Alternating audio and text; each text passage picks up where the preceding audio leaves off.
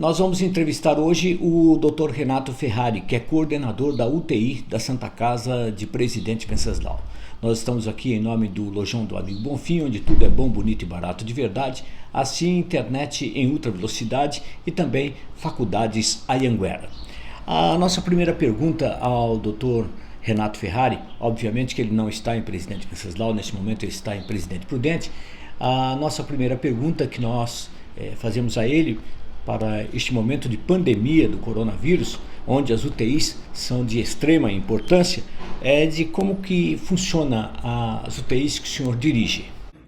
Todas as UTIs elas acabam funcionando obedecendo às normas da RDC 07, que é o que rege o funcionamento de todas as unidades de terapia intensiva do país, né?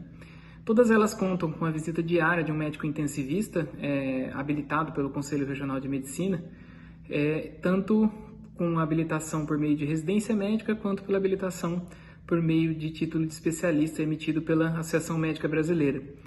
O médico intensivista passa durante todos os dias uma visita de uma visão horizontal de todos os pacientes, em conjunto com toda a equipe multidisciplinar, que é composta por médicos, enfermeiros, fisioterapeutas, terapeuta ocupacional, psicólogo, nutricionista, farmacêutico, entre todas as outras especialidades da equipe multidisciplinar que são necessárias atualmente e regulamentadas por essa RDC 07. Todas essas especialidades, essas profissões se reúnem de forma a darem a conduta individual, que acabam se formando um grupo de condutas visando o bem-estar desse paciente, né? Então, todas essas UTIs da região funcionam dessa maneira e isso é uma tendência delas funcionarem de um âmbito nacional. E, Dr. Renato, como que tem sido o enfrentamento da pandemia do coronavírus nas UTIs? Em relação ao enfrentamento da pandemia nas UTIs, é o principal cenário de atuação do médico perante esse novo vírus, né? Todas as UTIs da região se prepararam, se capacitaram, fizeram treinamento de todas as suas equipes, de modo a habituar aquele profissional de saúde a um vírus tão nocivo e tão letal. Atualmente, todas as equipes foram treinadas, estão em constante aperfeiçoamento e a gente acaba recebendo muita orientação das entidades médicas competentes. A gente acaba seguindo também todas as orientações do Ministério da Saúde, por meio dos boletins técnicos lançados pela Anvisa. A gente inclusive acabou de receber hoje, no dia 11 de maio, e tenta seguir uma conduta universal. A gente não baseia as condutas em achismos, a gente não baseia as condutas em estudos que não apresentam evidências fortes. A gente está tomando muita cautela em relação a isso, para tentar não expor os nossos pacientes a riscos desnecessários, né? De uma certa forma, toda a nossa equipe está preparada para o atendimento de qualquer tipo de doente, né? E falo das equipes em todos os lugares em que atuamos. Ela está preparada, está treinada e ela tem todo o apoio de equipe profissional que já realizaram todos os procedimentos, inclusive o principal do assunto do momento, que é a manobra de pronação do doente, que é onde a gente vira o paciente de barriga para baixo para fazer com que ele tenha uma oxigenação melhor. Então a gente está em constante aperfeiçoamento, conforme vão aparecendo os casos. A equipe de médicos intensivistas acaba se deslocando aos locais onde há necessidade dessas manobras, dessas intervenções terapêuticas que a gente chama, né? Para que passe mais segurança e faça essas atividades de forma que o paciente não seja prejudicado. Então sempre tem alguém experiente executando essa manobra em loco. Olha, doutor Renato, e quando um paciente chega no quadro de ser entubado, qual é a expectativa de melhoria do seu quadro de saúde? Atualmente, quando o paciente necessita de uma intubação, infelizmente a resposta terapêutica encontrada não tem sido muito eficaz, né? Então, a intubação ela realmente é um fator preditor de gravidade desse doente. E o que a gente tem visto é que todas as vezes que a gente necessita dessa prótese para fazer o paciente ventilar melhor, a gente acaba tendo um desfecho não muito favorável, né? A gente está tentando colocar intervenções mais precoces, ou seja, levar o paciente para a UTI antes dele precisar do tubo, visando evitar esse procedimento. Não que esse procedimento ele faça com que o paciente morra mais. Não é o procedimento que faz, mas é ele chegar no estado clínico tão crítico que ele necessite de tal intervenção. Então, isso a gente acaba tentando evitar de forma a fazer intervenções mais precoces, visando otimizar todo o quadro clínico dele, para que ele não necessite desse método, né? Além disso, a gente, como já falei, a gente também tem o fato das manobras de pronações, de manobras de ventilador mecânico, visando fazer com que o paciente melhore o quadro clínico. Mas que a gente tem visto que até agora o motivo principal do aumento da sobrevida do paciente é a prevenção, né? Então, tanto a prevenção do contágio, né? Você não se expor de forma desnecessária, não sair na rua sem proteção, sem máscara ou de forma desnecessária, para que você não pegue essa doença. A gente ganhe tempo aí para atender todo mundo e, quem sabe, até aparecer uma vacina ou um tratamento eficaz, né? Uma coisa que se discute muito, se fala muito em todo o estado, em todo o Brasil, é a questão da superlotação das UTIs. Aqui na região, Dr. Renato, se isso acontecer, qual seria a solução para tratar os doentes de Covid que ficariam na fila de espera de um leito da UTI? A possibilidade de lotação das UTIs da região é uma possibilidade bem concreta, né? O Estado ele trabalha na criação de leitos emergenciais, a gente vê nos planos de ações de diversos locais onde a gente trabalha, inclusive do Hospital Regional de Presidente Prudente, onde há um trabalho visando o aumento do número de UTI conforme a demanda, tá? A gente sabe que leito de UTI na nossa região é um material bem escasso, né? A gente não tem leito de UTI disponível, isso é uma realidade do Sistema Único de Saúde. Existem formas, como eu falei, existem planos de aumento para absorver essa demanda que vem sendo pedida, né, por esse novo vírus. A gente também vê que algumas cirurgias eletivas foram canceladas, que a gente tenta diminuir aí a necessidade que a gente chama de eletiva dos leitos da UTI. Então, se puder operar depois da pandemia, um paciente que tem risco, que necessitará de um pós-operatório dentro de uma UTI, a gente vai adiar essa cirurgia, desde que não ofereça risco à vida ou à integridade física desse paciente, né? Então, as cirurgias estão sendo postergadas para que a gente consiga ter leitos vagos para conseguir atender todo mundo.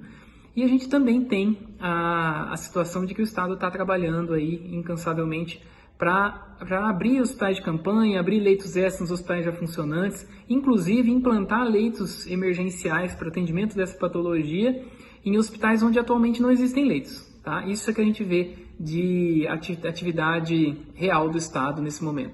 Até o momento, qual que é a situação da nossa região com relação às UTIs e com relação ao tratamento em si de quem aparece com o coronavírus?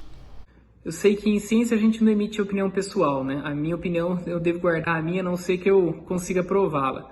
Mas eu creio fielmente que toda essa subdemanda que a gente está passando até agora, ou seja, esse esfriamento da pandemia, que muita gente acredita que esse vírus não exista ou até que ele não seja tão letal assim, se deve às medidas de isolamento social impostas no começo disso tudo, tá? Acredito que isso foi muito eficaz, que por isso que a gente acabou não sentindo todos os efeitos dessa pandemia, como, por exemplo, a capital do estado, São Paulo, está sentindo agora. Por quê? Porque não houve contagem em massa no começo. Então, eu acredito que você ir liberando a população aos poucos, de forma que o contágio ocorra de forma progressiva, e você libere alguma parte da população que a gente consiga atender, ela se infecte, ela venha precisar do sistema de saúde, aí a gente restringe para conseguir atender esse pessoal e depois vá liberando aos poucos, de forma que a gente consiga atender todo mundo de forma digna. Acho que esse é o melhor caminho, né? Lógico que a gente tem que se preocupar com a questão econômica, nós somos um país pobre, nós estamos numa região pobre do estado de São Paulo, apesar de ser o estado mais rico da federação, e é lógico que o desespero de um pai de família, a hora que vê o prato de comida de um filho vazio, a hora que por exemplo, um filho que não pode dar um presente no Dia das Mães, como foi agora para sua mãe, é algo preocupante também, mas a gente tem que preservar a vida em primeiro lugar. E no momento preservar a vida, infelizmente, passa pelo isolamento social, por cada um ficar na sua casa, por cada um obedecer às orientações das autoridades competentes para lidar com essa situação toda, né? Então, a gente sabe que tem duas grandes vertentes políticas aí em divergência, tá? mas acredito que como paulista, né, como nascido no estado de São Paulo e como morador dessa região, acredito que para a nossa região as decisões a serem tomadas estão sendo tomadas de forma correta e que é o que realmente a gente precisa nesse momento. E como intensivista de uma UTI, doutor Renato, qual é o conselho que o senhor passa para uma pessoa que agora esteja saudável e assistindo essa entrevista, diante de todo esse quadro de pandemia que a gente tem pela região? Então, concluindo, o conselho que eu tenho para dar para você que está me assistindo é que realmente fique em casa. Obedeça aquelas autoridades, as recomendações das autoridades que falam para que você mantenha o isolamento social, mantenha o distanciamento das pessoas, para usar máscara, inclusive eu não estou usando máscara porque eu estou na minha casa, sozinho. Então, por isso que às vezes as pessoas podem olhar e falar, mas por que você não está usando, né? Para usar máscara, para respeitar a distância mínima entre as pessoas, para sair de casa só para o necessário.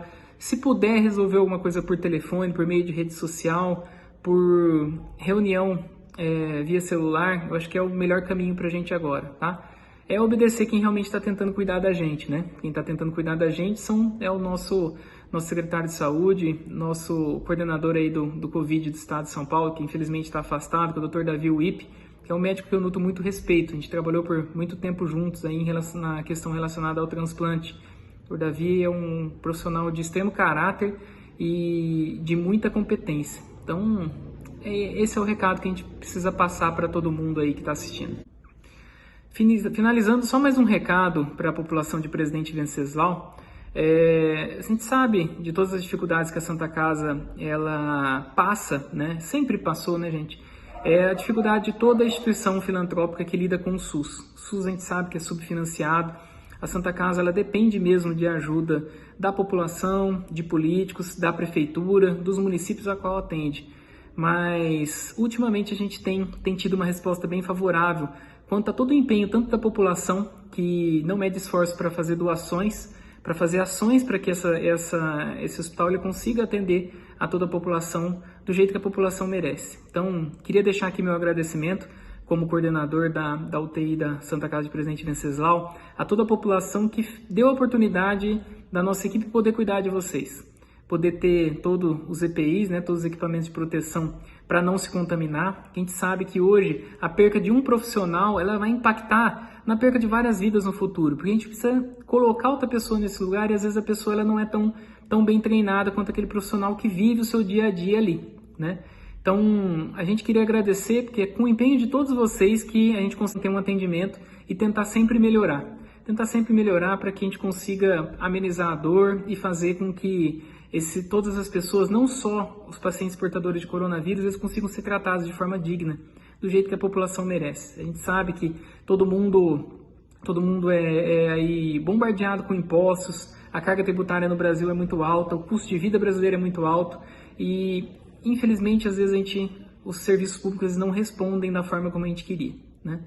A gente tem extrema satisfação de estar aí junto com toda a diretoria administrativa, toda a equipe médica, toda a equipe multidisciplinar, que inclui enfermagem, fisioterapia e todas aquelas pessoas que você vê ali dentro da UTI, inclusive recepcionistas, auxiliares de limpeza, farmacêuticos, nutricionistas, todo o pessoal aí que dá esse apoio, está nessa retaguarda, que muitas vezes quando a gente fala da atividade de saúde, a gente lembra do médico, e não é só o médico que está nessa situação aí, né? Todo mundo tem sua família, todo mundo quer voltar para casa em segurança, todo mundo quer abraçar um filho, né? Todo mundo precisa da ajuda de vocês para continuar trabalhando. A gente agradece o empenho aí de todo mundo nesse momento de dificuldade. Nós agradecemos o Dr. Renato Ferrari, que é o coordenador das UTI da Santa Casa de Presidente Venceslau, por ter cedido essa entrevista ao blog do Toninho. Tudo isso em nome do Lojão do Amigo Bonfim, onde tudo é bom, bonito e barato de verdade, assim internet em ultra velocidade e também faculdades Anhanguera. Um abraço a todos e obrigado pela audiência.